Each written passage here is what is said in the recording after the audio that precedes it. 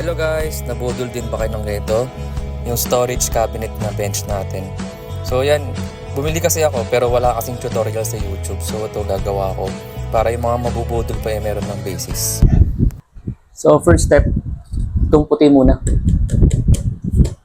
Ito yung front natin. Kung makita nyo to, itong screw na to. Ito, napaka bihira to kasi baka karamihan sa atin di pa alam to. Unahin natin to dito. Naka-ready naman na yung mga butas niya. Kaya malis na lang to.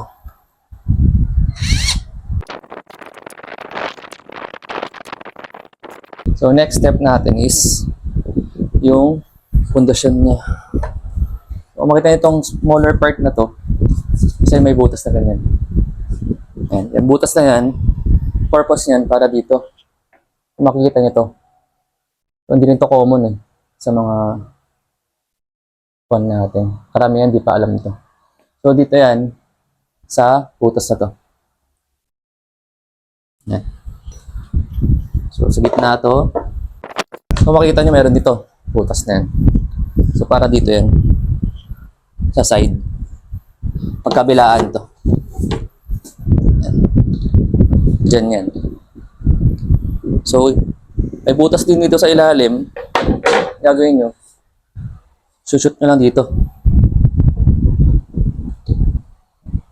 Yan. Ito naman dito. Shoot nyo lang. And dito. Yan. So, purpose ito, makikita nyo, may open area dito. Yan ang i-shoot nyo dito sa butas, sa ulo ng tornilyo.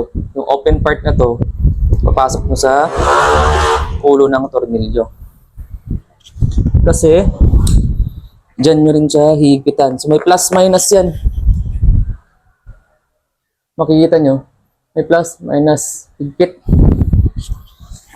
Kung hindi nyo alam, pwede nyo kapain kung saan yung maglalak siya. Lang ito. Twist mo lang kung saan maglalak yan. Lock. Maramdaman nyo naman kung ano nag-lock na siya. Same din dito. Same ang process so sa lahat na may butas na bilog. So, may makikita kayong ganito. Ito na yung front niya. So next natin is yung back part niya. So makikita niyo may mga butas naman nakaabang yan. 5, 6. Tatapat yan dito sa mga butas din na nakaabang. So hindi kayo magkakamali dyan.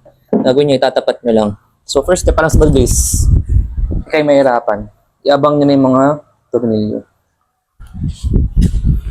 Para hindi kayo mahirapan. So ito, Shopee lang din to, kilat. Very handy. Kasi itong bala niya, sa Shopee lang din to.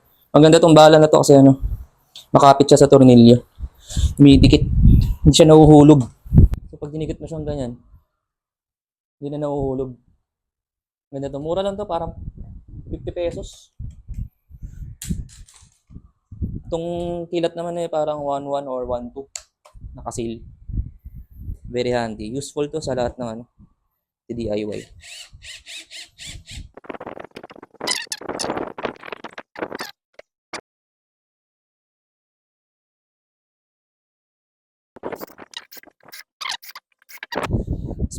Pagmamanual tayo para hindi mo malustred na sobrahan.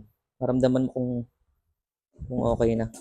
Minsan nasosobrahan, nabibitak Kaya dapat makapa mo siya kung sagad na ba. So, next natin is yung base.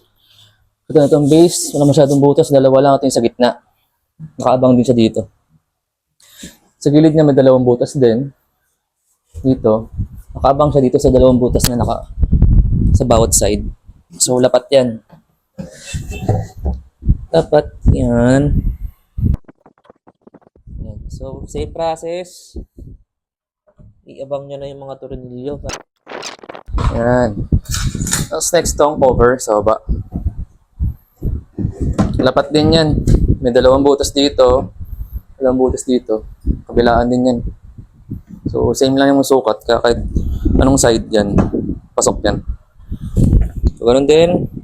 Lapat lang natin yung butas sa mga tornilyo.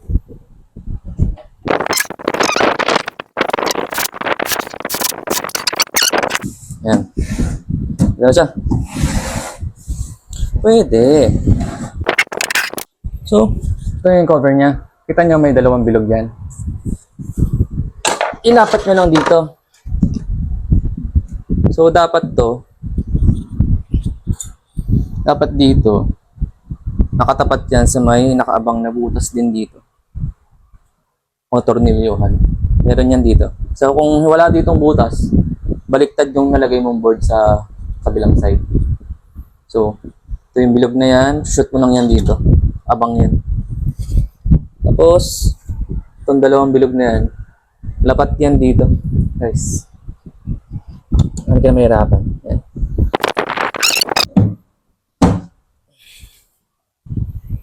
Ano siya guys? Sock tree. Ay! Heavy joke naman siya.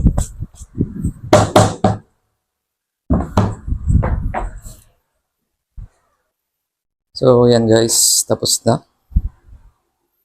Para sa mga mabubudol nito, ginawa ko tong video na to para mas mapabilis yung pag-assemble nyo.